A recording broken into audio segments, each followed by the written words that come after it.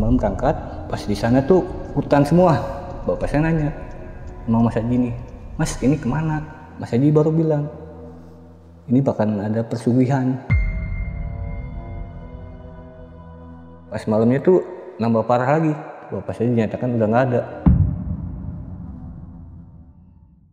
Assalamualaikum warahmatullahi wabarakatuh. Balik lagi sama gua, Badri Caps Lock. Terima kasih buat teman-teman nih yang udah klik video ini. Semoga teman-teman di rumah dalam keadaan sehat walafiat, dilapangkan rezekinya dan dimudahkan segala urusan-urusannya. Amin amin. Dan juga nih buat teman-teman di rumah yang punya kisah pengalaman horor, jangan disimpan aja, langsung aja kirim kisahnya ke nomor WhatsApp di bawah itu tuh. Kuy, kita gibah di sini. Dan kali ini kita udah berhasil lagi nih sob, buat menghadirkan salah satu narasumber yang cukup jauh. Ya betul, dari planet Jupiter. Enggak deh, bercanda. Dari Bogor. Dan kali ini beliau mau berbagi kisah pengalaman horornya. Oke, langsung kita sapa narasumber kita kali ini. Halo Bang, siapa namanya nih Bang? Rizky Pak. Bang Rizky ya. Tinggal di Bogor mana kalau boleh tahu nih Bang? Cijeruk. Oke, mungkin di sini ada warga Cijeruk Bang. Sapa-sapa nih Bang. Halo. Oke, kita terima kasih Bang Rizky ya nyempetin waktunya nih. Tadi kesini naik apa Bang? Kereta, Naik angkot, pesawat atau angkot pertama, terus nggak lama naik kereta. Oh naik kereta ya? Iya. Enak ya Bang naik kereta nggak macet ya? Ya enak, cuman oleng dikit. Iya, kita terima kasih ya Bang Rizky ya nyempetin waktunya di tengah kesibukannya nih. Iya, iya. Oke siap, tahan dulu Bang. Gak usah lama-lama lagi, cari pose ban terbaiknya, siapin kopinya sama cemilannya. Langsung aja kita gibah misteri.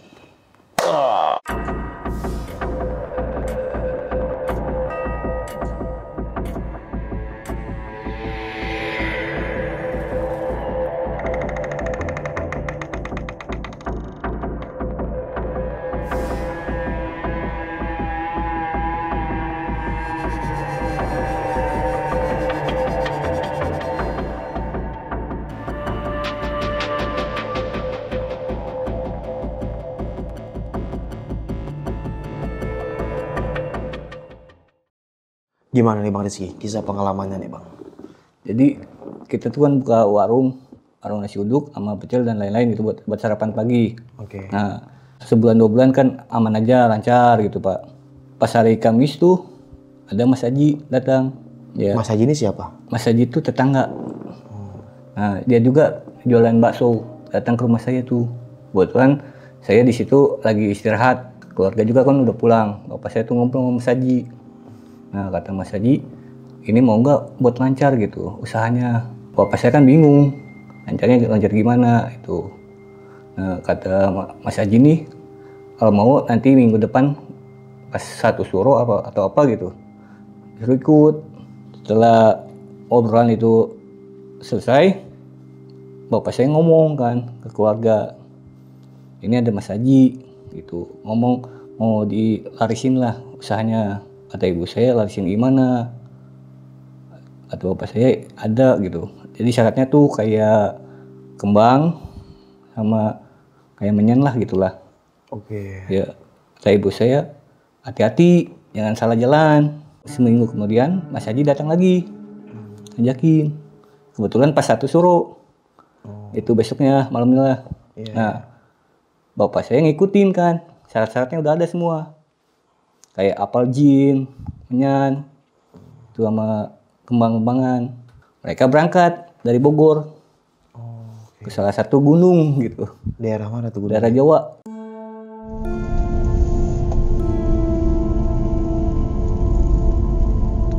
Malam-malam berangkat, pas di sana tuh kata bapak saya tuh hutan semua. Bapak saya nanya sama Mas Haji nih, Mas ini kemana? Kata Mas Haji, ikut aja. Terus sampai ada gua yang air terjun tuh, namanya apa saya lupa tuh. Setelah itu suruh tunggu bapak saya. Ini bapaknya Bang Rizky ini berangkat berdua Mas Haji aja? Iya Mas Haji. Oh, berarti Bang Rizky nggak ikut nih? Nggak ikut. Oke. Jadi cerita ini dari bapak saya nggak ikut itu. Oh iya. Nah setelah itu bapak saya ditinggal sama Mas Haji. Entah ditinggal berapa lama gitu ya. Jadi Mas Haji itu datang tiba-tiba di belakang dengan kakek-kakek. Diarahkanlah kemana gitu bapak saya. Ada situs kayak pemakaman kuno sama pohon besar. Nah di situ kata bapak saya ada sesajen. Nah di situ katanya mulailah ritual. Jadi ritual entah itu apa kan, Kata bapak saya di situ udah mulai ada energi-energi yang negatif lah. Nah bapak saya ngelihatnya ada badan tinggi gede, ini taring, mata merah, berbulu gitu. Kata kuncinya nih, kalau mau sukses, bapak ditinggal di sini sendiri. Bapak saya kan bingung gimana gitu kan, dia nggak tahu prosesnya gimana gitu ya. Setelah kuncinya berangkat gitu, adalah sesuguhan, entah itu darah atau apa gitu. Dari siapa? Dari Mas Aji. Jadi nyiapin apa gitu.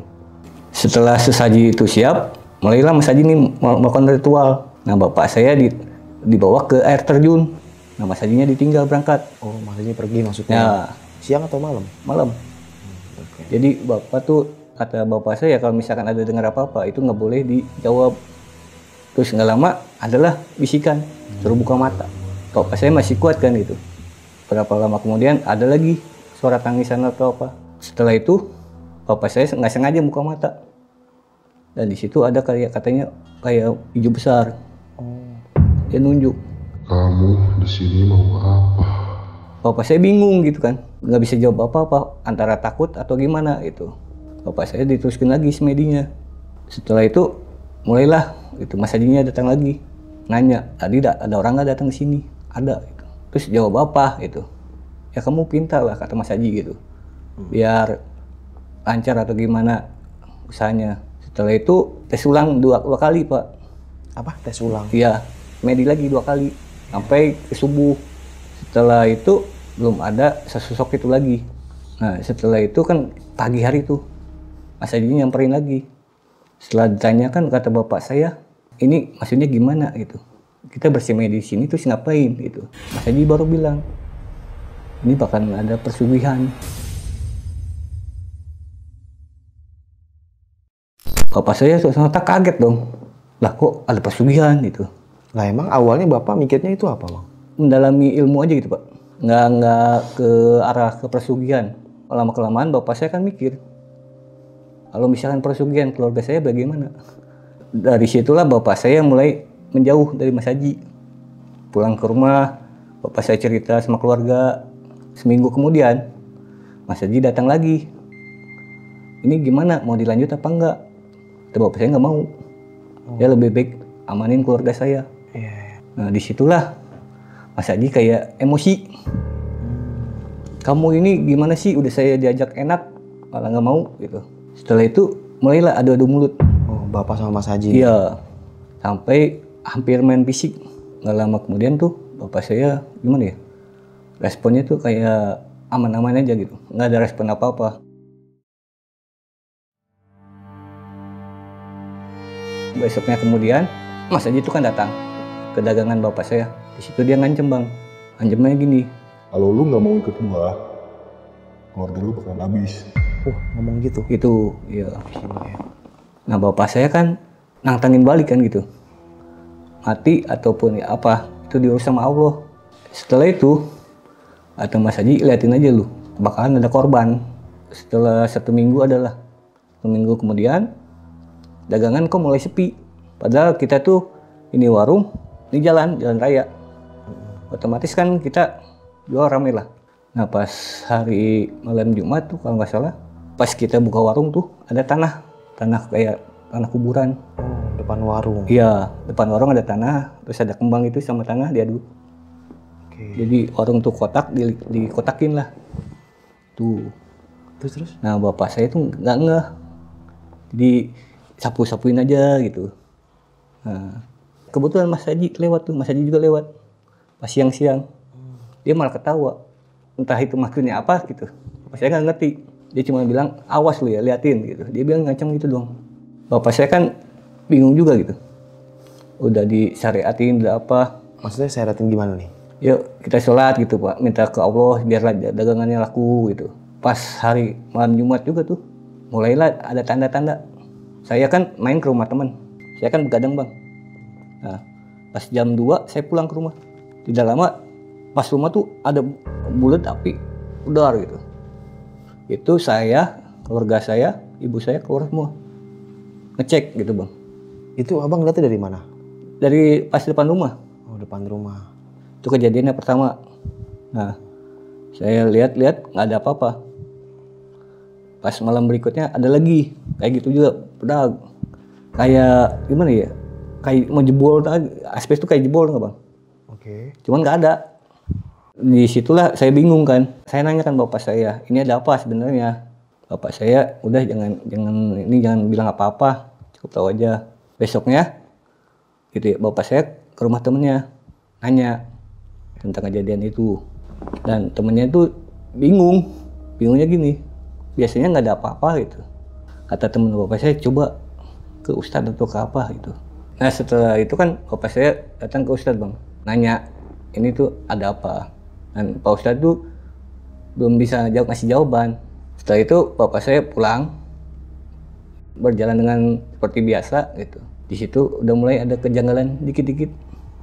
Gimana tuh awalnya tuh? Jadi saya pas di rumah kan, itu saya ngobrol sama keluarga sama apa. Nah pas jam 12 malam muncul lagi teror lagi bang, bola api itu. Saya kan di rumah lantai 2. Saya naik dong ke atas. Setelah saya buka pintu rumah depan yang di atas, saya lihat tinggi besar hitam. Saya ngeliatnya dari bawah ke atas gini, berbulu, matanya merah. Dia sambil nunjuk. Saya diam aja bang, nggak bisa ngomong apa-apa. Berapa menit kemudian hilang bayangan itu. Saya tutup lagi pintunya, masuk lagi ke rumah.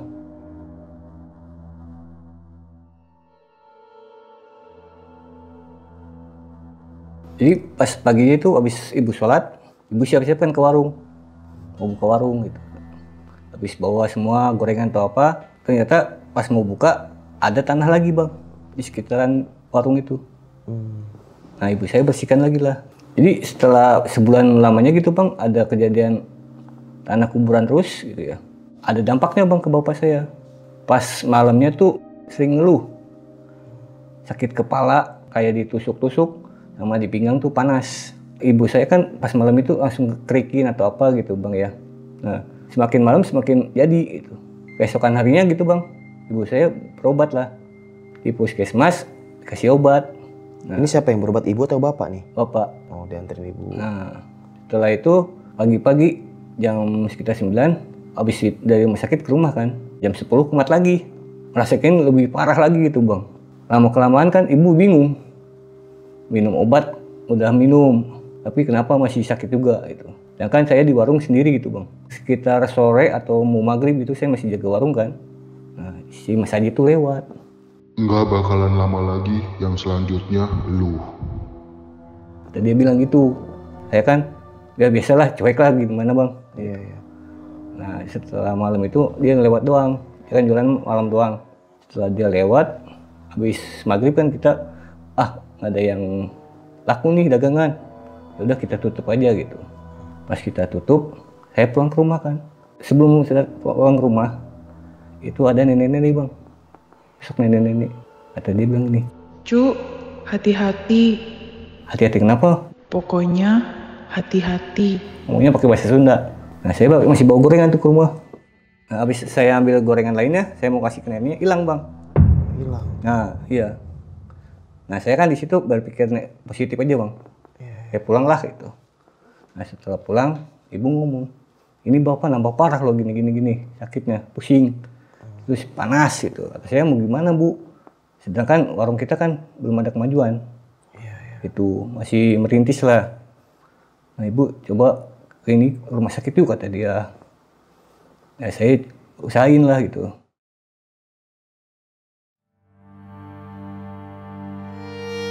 Besok-besoknya saya masih jaga warung juga. Ibu pun pas paginya tuh berangkat ke rumah sakit gede gitu bang. Oh nganterin bapak ini. Ya di rongsen di apa gitu, di semua periksa. Nah kata dokter mungkin hasilnya besok. Nah setelah periksa dokter ibu saya pulang, datang ke warung. Habis pulang dari dokter ke warung dulu bang, mampir. Nih bapak udah di rongsen dari gimana, nunggu hasilnya besok. Nah suruh saya ngambil besok paginya. Di dalam kemudian pas sore itu kan Mas Haji jualan lagi sore. Dia keluar lagi, nanya lagi, bapaknya gimana? Saya gimana apanya gitu kan, saya masih bingung. Setelah dia lewat, jadi di warung tuh kayak gimana ya? Jadi kan depannya tuh kayak ada lapang, angin tuh kayak muter. Udah gitu muter hilang aja gitu. Setelah itu datang teman saya, datang ke warung ngopi kan. Kata dia bilang, bapak lu sakit bukan? Kata dia bilang gitu. Iya sakit. Sakit apa? Pusing gini-gini. Sama panas badannya gini, pinggangnya. Kata teman saya, emang nggak ke dokter? Udah besok katanya hasil rongsennya. Dia bilang, dia juga kan tahu bang. Tahu apa nih? Teman saya ini kan kayak ada bisa ngeliat lah gitu. Oke. Tuh. Jadi pas teman saya datang ke warung ngopi-ngopi, dia bilang hati-hati. Ini kan udah 2 kali bang ada orang ngomong 2 hati-hati. Nah di situ saya sempat pikir, ini hati-hati kenapa gitu. Pas maghrib saya tutup warung kan. Gitu. Nah pas malamnya saya sholat. Pas sholat tahajud itu hawanya dingin banget bang. Nah setelah saya sholat, saya baca Yasin. Setelah baca Yasin ayat keberapa gitu bang, belum selesai. Pas tengah-tengah punggung saya ditimpa kayak ditusuk besi panas. Terus nggak lama mata saya kayak merah. Jadi di sekitaran gini merah. Pas mau selesai kayak ada suara gitu bang, duar Di mana suaranya? di atas atap. Nah pas di atas atap saya baca kan gini bang, di situ ada kaki gitu. Pas saya lihat di atas datang lagi bang itu hitam gede. Kata dia, lu mau ngapain? Percuma lu baca kayak gituan, gua nggak mempat. Kata dia bang gitu. Nah di situ saya baca terus ya, saya bacain. Setelah selesai, saya wirid atau apa, alhamdulillah bang, mulai hilang tuh. Alhamdulillah. Nah, saya di situ sampai sempet nggak tidur bang, sampai nunggu jam 3 lagi buat masak gitu Itu posisi orang tua abang? di rumah. Saya kan di rumah ada kamarnya deket bang. Jadi pas malamnya ibu juga sholat. Setelah saya sholat tuh jam 2 sebelum ibu masak atau apa jam 2 sudah tahajud, godanya masih ada bang. Kalau ibu saya ngeliatnya ular, sampai kata ibu saya mau nangis. Ini ada apa sebenarnya gitu loh. Kata saya ya udah bu, ini aja kita ikhlasin aja bu gitu. Apapun yang terjadi kita serahin sama Allah. Itu jam 3:30 ada yang ngetok lagi di rumah. Tok gitu sekali, buka nggak ada itu. Nah kedua kalinya tok lagi itu. Saya buka jendela, di situ ada yang gini bang, nongol pala. Tapi palanya kayak darah ini bang. Rambutnya panjang, lehernya nggak ada, pala doang. Nah itu saya bingung itu apa gitu, saya kan nggak tahu. Hampirlah subuh itu bang. Saya kan berangkat ke masjid sholat subuh. Habis sholat subuh saya pulang. Nah di jalan ketemu lagi bang. Ketemu siapa? Sosok hitam. Kata dia, lu jangan urusan ini itu, urusin aja bapak lu. Gitu. Setelah itu kan saya pemikirannya positif aja bang. Ah, mungkin ini cuman itu gimana gitu, halusinasi atau gimana. Ya pulang ke rumah. Dan gak lama di rumah pun jam 5:30 kalau nggak salah itu ada botol. Botol dalamnya itu ada tanah. Ada di mana tuh botol? Di depan rumah. Pas saya pulang subuhan tuh, jam 5:30 lah itu saya pulang ke rumah, itu ada botol. Dan botol itu pun baunya bau bumbunyan. Saya diemin kan gitu. Pas hari itu kan saya harus ngambil rongsenan bang. Saya berangkat sendiri ke itu rumah sakit. Ini warung masih buka? Atau Warung masih buka. tutup? Siapa yang jaga? Ibu. Oh ibu. Ibu. Nah saya kan ke rumah sakit ambil surat dokter yang hasil rongsen gitu. Kata dokter katanya ada besi panjang Di pala bapak? iya. Aduh. Ada macam 3 biji lah. Kan dia kan kalau rongsen kan ada logam kelihatan. Nah, pas saya hasilnya lihat pulang, bilang ke bapak gitu, Pak, ini gimana ya Pak? Kata dokter katanya ada besi yang menyebabkan ke otak gitu sakit. Ini harus gimana berobat kan belum itu nggak ada uang, penghasilannya cuma pas-pasan buat makan uang. Nah disitulah saya minjem uang bang ke teman-teman buat biaya ongkos berobat bapak saya.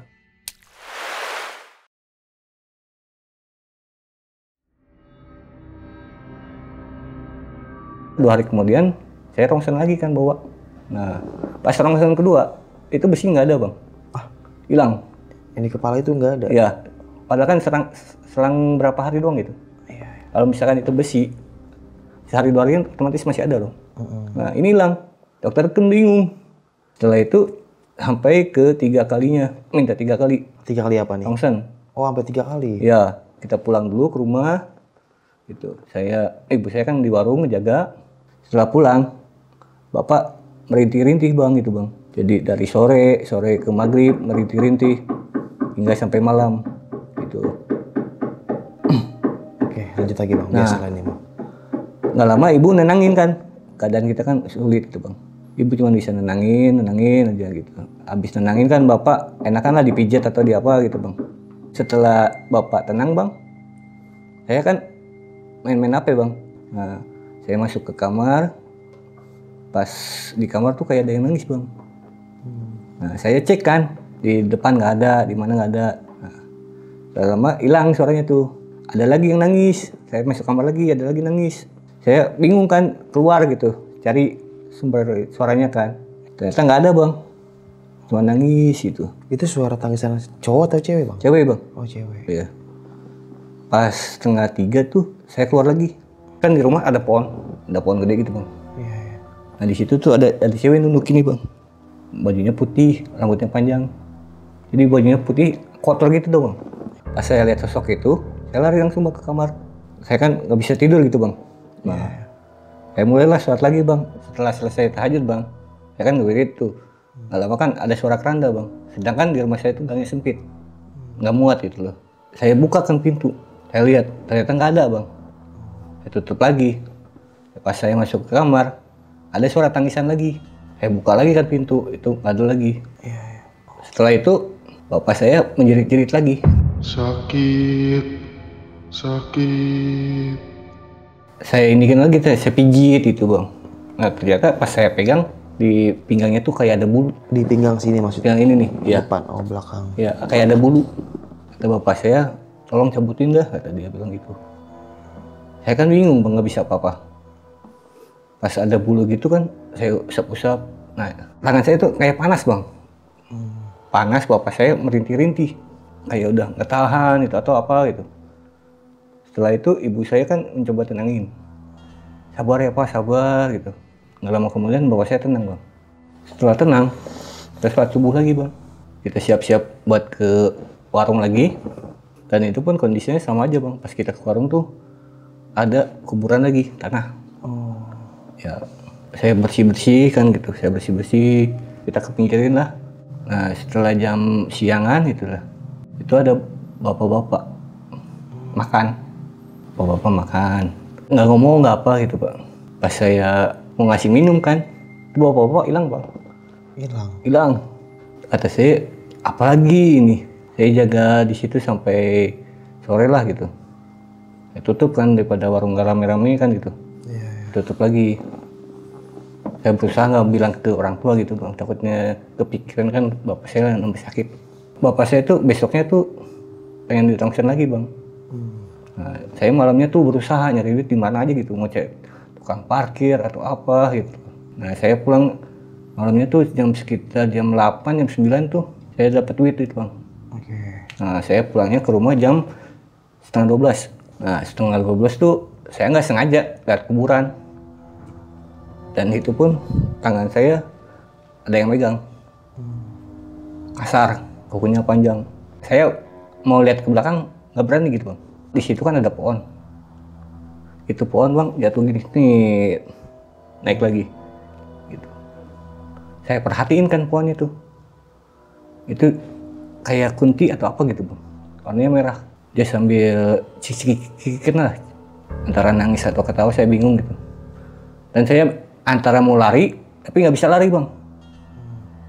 Kayak bengong aja gitu bang. Nggak lama ada orang lewat. Gitu. Hei, ngapain kamu di kuburan? Tadi pak habis ini parkir, cari duit buat bapak. Oh, tadi ngeliat apa di sana? Nggak ngeliat apa-apa. Saya kan biar tenang aja gitu bang. Jadi pas saya ngeliat sosok cewek itu bang, saya langsung pulang kan ke rumah. Nah ada warga gitu bang. Kata dia, lu habis dari mana? Lu habis parkir. Ronda kata dia. Kayak saya kan habis ngeliat gitu takut gitu bang. Warga nggak apa-apa yuk ronda itu. Kita ngobrol-ngobrol di situ bang di pos ronda. Gak lama ada warga yang nyeletuk. Kok hari-hari ini banyak yang gangguan ya? Kayak ngetok, kayak nangis gitu. Maksudnya siapa ini digangguin? Tetangga bang, tetangga rumah saya. Oh. Sekitaran rumah lah.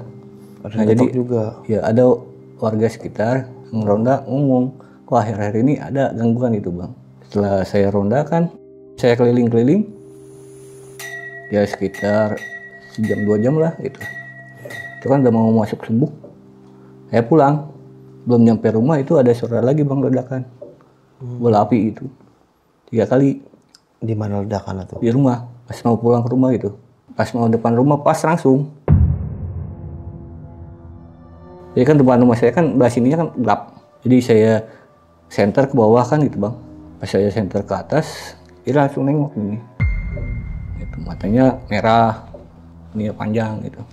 Saya kebentar bang, saya langsung kabur kan ke rumah. Masuk ke dalam. Kata ibu saya, kamu kenapa? Enggak kenapa-napa. Ibu saya kan lagi siap-siap tuh warung lagi bang. Kita kan masih berusaha lah buat usaha makan atau apa gitu bang. Iya. Nah, setelah itu saya berangkat lagi bang ke warung. Saya nunggu pelanggan gitu bang. Ternyata nggak ada satupun yang beli. Nggak ada, Seriusan nggak ada yang serius nggak ada. 1, 2, 3 gitu dalam Nggak per ada. hari? Nggak ada sama sekali? Nggak ada sama sekali. Nggak lama tuh ada bang. Kayak ini maaf gitu bang. Pemulung gitu bang. Oke. Yang mulungin gitu. Nah, saya kan nggak tega bang. Daripada saya nggak habis kan ini makanan. Saya kasih bang gitu. Saya sedekahin lah gitu. Iya. Habis saya sedekahin, dia bilang, Cuk, hati-hati ya. saya bingung udah 3 kali nih bang ngomong gitu terus. Saya di situ nggak berpikiran apa-apa. Saya berjualan kan. Sampai sore saya nungguin, ternyata nggak laku-laku. Ibu saya tiba-tiba datang ke warung.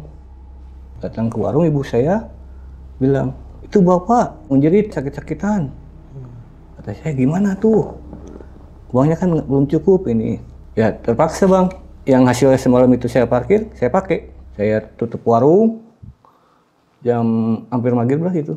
Habis maghrib tuh saya lari ke rumah. Langsung saya bawa bapak saya ke rumah sakit.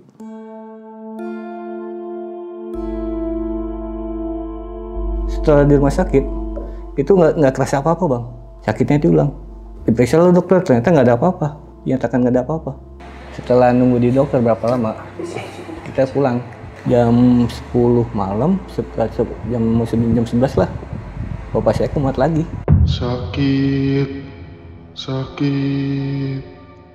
Pas bapak saya ngomong sakit, ibu saya ngomong kan, coba panggilin Pak Ustadz. Siapa tahu bisa ngobatin atau gitu. Keluar kan manggil Pak Ustadz. Nah, saya ngomong, Pak Ustadz minta tolong, ini bapak saya merintih-rintih. Setelah itu Pak Ustadz mulai siap-siap. Nah, saya pulang ke rumah. Saya nunggu kan di rumah. Kata saya kok udah sejam 2 jam kok nggak ada. Ternyata pas paginya tuh, besokan pagi, saya tanya lagi Pak Ustadz. Pak Ustadz, semalam kemana kok nggak datang? Ada yang ganggu katanya datang ke rumah. Dan dia ngomong, jangan ganggu. Kalau ganggu keluarga lu habis. Bilanglah Pak Ustadz. Kata dia nggak mau. Kata Pak Ustadz, coba cari yang lain. Dia nggak mampu gitu. Setelah saya Pak Ustadz, saya pulangkan ke rumah. Ibu saya nanya, gimana? Pak Ustadz dia mau nggak datang sini? Gitu. Saya kan kalau ngomong sejujurnya kan nggak enak. Bapak lagi sakit juga, takut kepikiran. Bilang aja, Pak Ustadznya lagi sakit. Kata ibu saya, ini gimana? Kata saya, udah minum obat dulu aja. Sambil dipijit-pijit kan sama saya. Kita nunggu, lama-lama kan tenang gitu. Bapak saya pun tidur gitu. Nah habis tidur, saya kan ke warung lagi. Itu siang. Karena bapak saya pagi-pagi merintih. Pas siang datanglah sesosok itu lagi kayak kakek-kakek yang bawa karung. Saya ngasih makan kan. Habis dia makan, dia ngomong, ini bapak kamu bukan sewajar-wajarnya penyakit. Jadi setelah itu saya mikir, oh berarti selama ini benar dong ada gangguan makhluk halus. Saya mau ngasih minum kan ke kakek itu. Ternyata kakek itu hilang lagi. Setelah itu saya semakin yakin kalau ini bukan penyakit wajar. Setelah warungnya tutup, saya pulang ke rumah gitu. Saya tanya ke bapak, Pak, ini bapak sakitnya bukan sakit wajar. Kata bapak saya, bapak udah tahu, cuman bapak nggak mau ngomong. Kasihan ibu kamu. Coba tanya ke teman bapak, namanya si Wisnu. Dikasihlah alamatnya si Wisnu. Nah setelah dikasih alamatnya sama bapak saya minta izin kan nggak jaga warung dulu. Saya berangkat jam 7:30 untuk ke tempat Pak Wisnu ini. Ngomong sama keluarganya, Pak Wisnunya ada. Kata keluarganya lagi di belakang, kata dia gitu. Tunggu aja di depan.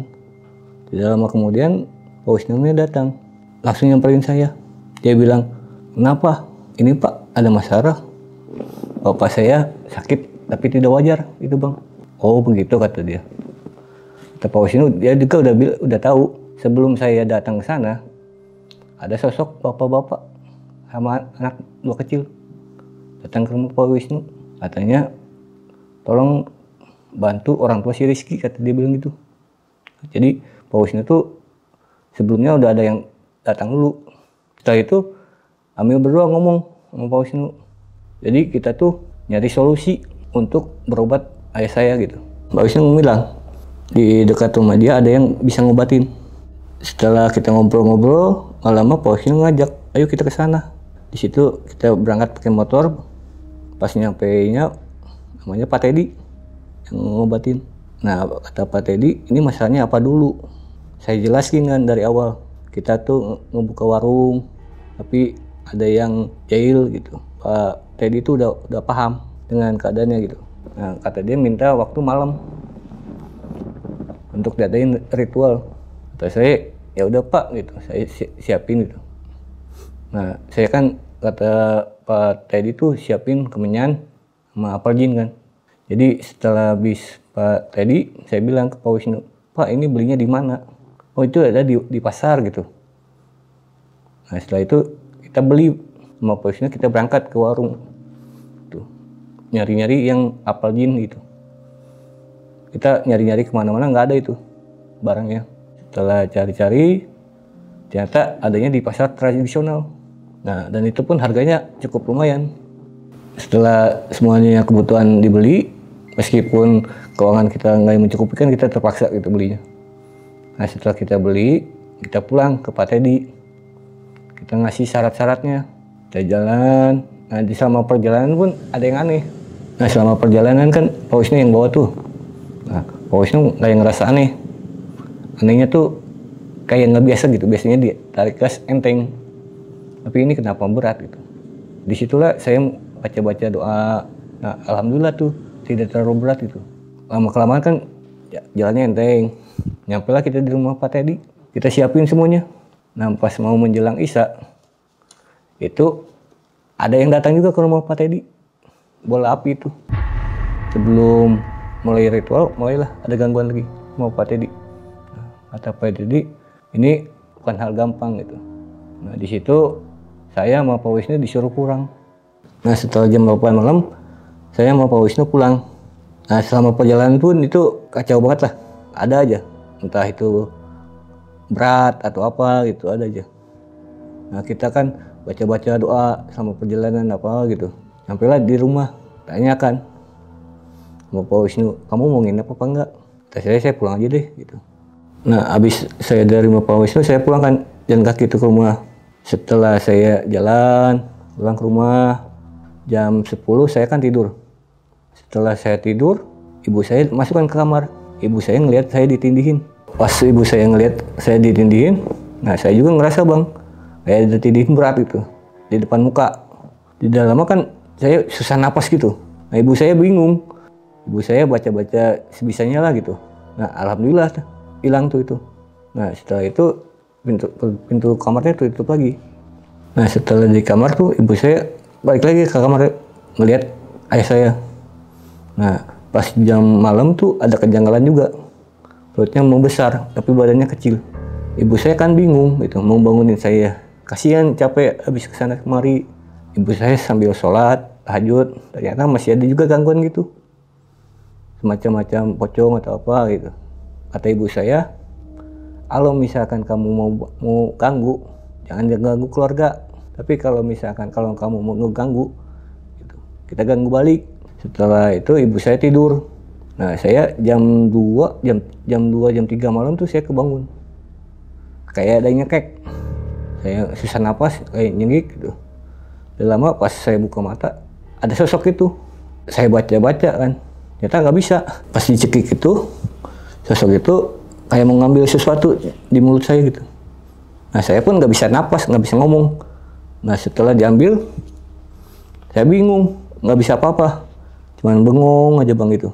Ya setengah jam adalah saya baru ini lagi kayak orang pikun. tadi kenapa ya gitu. Di situ saya bangun jam mau subuh, sejian subuh. Di situ saya mandi, saya sholat lagi. Nah, setelah saya sholat, baca-baca, diserang lagi. Kayak di sini tuh ditimpa besi panas, ditusuk. Nah, di situ saya udah mulai muntah. Muntahnya air. Semakin lama semakin saya baca surat-surat Al-Quran itu muntahnya semakin banyak. Dan itu sosok muncul dua.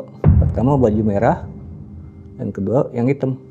Yang merah tuh bentuknya tinggi, rambutnya panjang gitu. Saya bingung perempuan atau apa gitu. Yang satu lagi hitam, tinggi. Saya kayak nggak sanggup bang, mau baca lagi tapi nggak sanggup. Kayak saya pingsan aja gitu.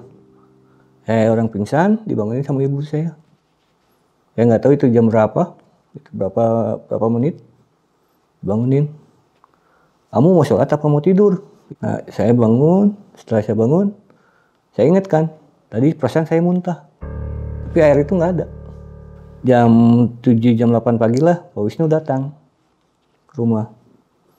Ngomong, Rizky, ya Pak, itu yang Pak Teddy gimana? Belum ada katanya, belum ada kabar. Pak Wisnu ngajak ke sana lagi yuk, tanya. Nah, saya pakai motor Pak Wisnu kan ke sana.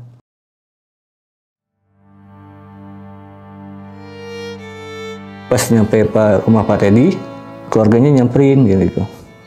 Nah, nggak lama Pak Teddy-nya datang. Dan Pak Teddy-nya bilang nggak mau bantu lagi karena nggak kuat. Nah, setelah itu saya tanya Pak Wisnu kan. Pak Wisnu ini gimana? Ada lagi apa enggak? Ya coba nanti kita cari dulu, kata Pak Wisnu. Nah, setelah dari rumah Pak Teddy, pulang sama Pak Wisnu naik motor, balik lagi ke rumah. Ngomong ke keluarga. Kata keluarga, coba cari alternatif lain. Dan itu pun minggu demi minggu perutnya nambah besar. Saya kan bingung mau berobat kemana. Udah berobat ke rumah sakit udah, tidak ada kemajuan. Sampai tibalah pas detik-detik itu nambah besar, perutnya keras gitu. Tidak lama kakinya pun bengkak. Kita sudah berobat kemana-mana tapi tidak ada hasil. Tidak lama kemudian itu gangguan semakin kencang, makin banyak lah gitu. Saya ada lagi kata Pak Wisnu tuh datang ke rumah. Katanya kata Pak Wisnu ada nih pengobatan alternatif. Cuman tempatnya di bawah kaki gunung. Jadi kita tuh bang sama orang tua berunding dulu bang. Sebelum kita berangkat, kita berunding. Ini gimana? Bapak mau dia bawa ke sana apa gimana? Nah, kita undang Pak Wisnu dong ke rumah. Tanya, ini kira-kira gimana gitu. Nah, setelah kita ngobrol berunding gitu. Kalau bisa diundang datang ke rumah gitu. Nah, Pak Wisnu coba kan telepon orang tersebut gitu. Kata dia, insya Allah datang besok. Jadi besoknya tuh sebelum datang tuh udah ada kejadian dulu malam. Pas malamnya tuh nambah parah lagi. Bapak saya udah melotot gitulah. Jadi sakitnya nambah parah, perutnya nambah bengkak gitu, nambah kenceng. Nah, pas besoknya datang, namanya Pak Sigit kan. Ya dia jauh-jauh dia relain demi bantu katanya. Kata Pak Wisnu datang Pak Sigit, rumah Pak Wisnu jam 10 pagi. Pak Wisnu datang ke rumah sama Pak Sigit. Pas dilihat kayak Pak Sigit tuh ngegereng tuh, kayak harimau mau gimana gitu. Nah, di situ ada kontak, kayaknya ada kontak batin bang. Jadi yang di rumah sama Pak Sigit tuh. Nah, setelah gitu Pak Sigit lihat bapak saya kan. Ditanya, bapak ini punya pegangan apa? Nah, dikasih tahulah bapak saya tuh kayak batu cincin atau apa gitu, mustika lah. Tuh, dikasih ke Pak Sigit. Setelah itu Pak Sigit tuh ngobrol sama bapak. Saya nggak tahu ngobrol apa gitu ya. Pak Sigitnya ngomong, kalau mau ini bisa dibawa ke rumah, kalau mau dibantu. Cuman ada syaratnya. Syaratnya ya kayak tadi, kayak apalin atau apa gitu. Macam ritual. Kita rundingin dulu orang tua. Kita ngobrol nih sama Pak Sigit banyak kan. Setelah ngobrol, ini emang benar kata Pak Sigit, bukan sewajar-wajarnya penyakit. Kita diusulkan siapa dulu yang mau ikut ke sana. Jadi kalau misalkan bapak dulu bisa itu. Nah, Pak Sigit kan bawa bapak tuh ke rumah Pak Sigit untuk pengobatan. Sekitar jam 9 lah bapak berangkat gitu.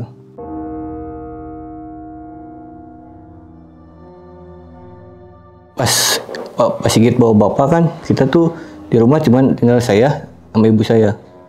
Nah pas malam itu ada kejadian gangguan lagi. Nah ibu kemasukan nenek-nenek. Kata nenek itu jangan aneh-aneh. Ini nggak bakalan selesai, harus ada korban. Saya kan tidak bisa apa-apa gitu, nggak bisa nyembuhin atau apa. Saya telepon kakak saya kan suruh datang ke rumah. Suruh minta Pak Ustadz atau siapa, minta tolong gitu bantuin. Setelah itu saya masih nahan di rumah kan, saya nggak bisa keluar. Gak lama datang kakak saya. Ini ada apa sih rame-rame, kata dia bilang gitu. Ini ibu kemasukan apaan? Nggak tahu nenek-nenek gitu. Nah kakak saya panik kan, nyari itu siapa yang bisa nyembuhin. Ada tuh bapak-bapak itu yang dibawa kakak saya Pak Ustadz. Itu pas Pak Ustadz datang, langsung nenek-neneknya ngomong, Lu mau ngapain di sini? Mau ngajak ngadu ilmu? nah Pak Ustadz pun kagetnya bukan masukan macam-macam gitu. Setelah dibacain sama Pak Ustadz, nenek-nenek itu yang kemasukan ibu saya malah ketawa, lu ngapain baca begituan, gue udah hafal gitu. Setelah itu Pak Ustadznya bingung. Gak lama ada lagi kemasukan tuh, banyak orang kan datang ke rumah. Ada beberapa orang bantuin pegangin, ternyata nggak bisa, dia malah ketawa. Nah ibu saya masih kemasukan, ada lagi kemasukan lagi, satu lagi. Dia bilang ini nggak bakalan bisa diobatin. Gitu. Kalau mau diobatin, seadanya Pak. Jadi kan kita di rumah tuh lebih dari satu kemasukannya, dan Pak Ustadznya agak bingung. Ini harus gimana? Saya coba telepon Pak Sigit. Pak Sigit, ini gimana? Gitu. Bapak kan ada di sana. Nah setelah bapak pergi, ini ibu kenapa jadi kemasukan gini gitu. Oh ya udah nanti besok saya bawain air gitu. Itu sampai jam 3 yang ibu kemasukan itu nggak mau keluar. Sampai akhirnya pagi jam 8 Pak Sigit datang ke rumah.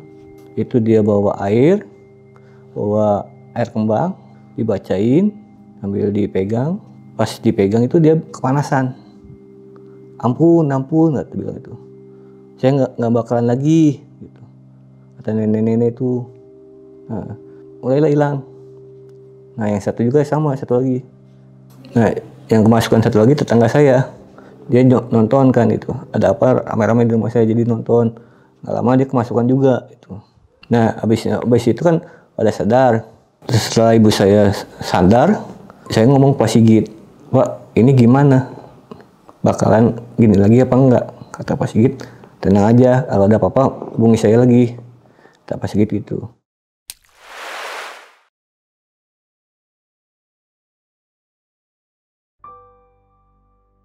Nah 2 minggu kemudian bapak saya kan pulang. Ya kita di rumah seperti biasa gitu. Bapak udah mulai sehat, perut udah mulai kempes. Gitu.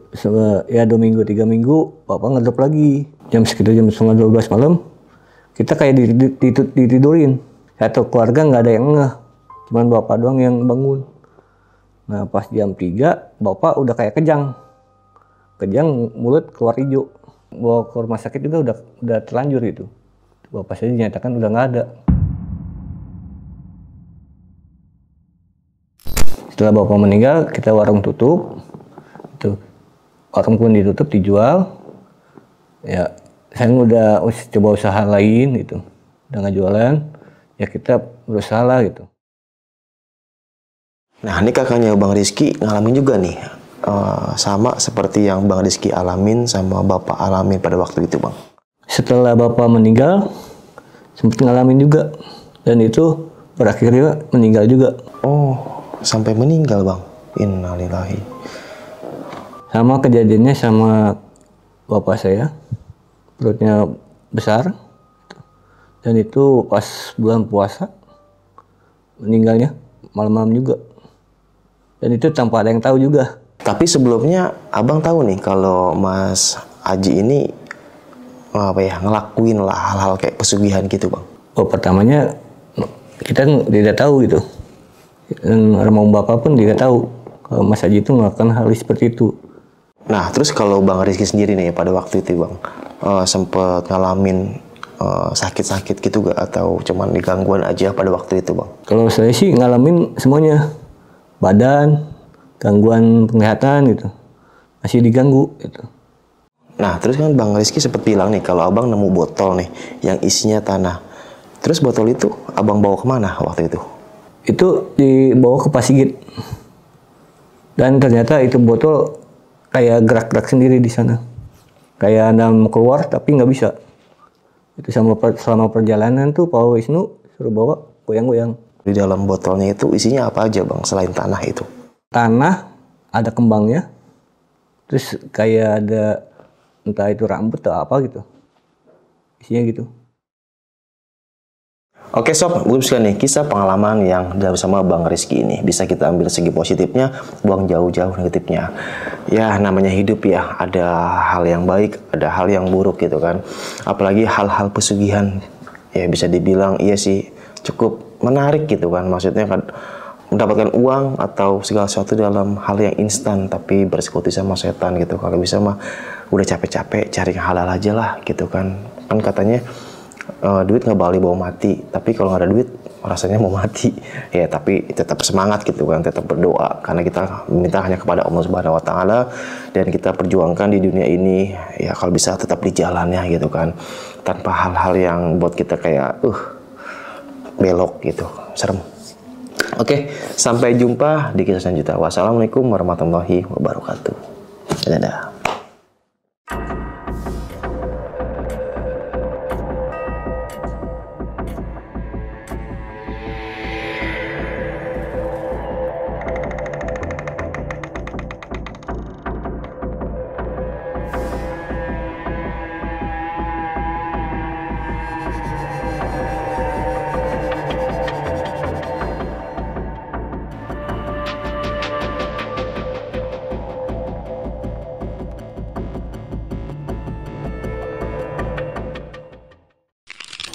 Buat kalian yang punya pengalaman horor, langsung aja chat ke nomor 0877 1671 53372.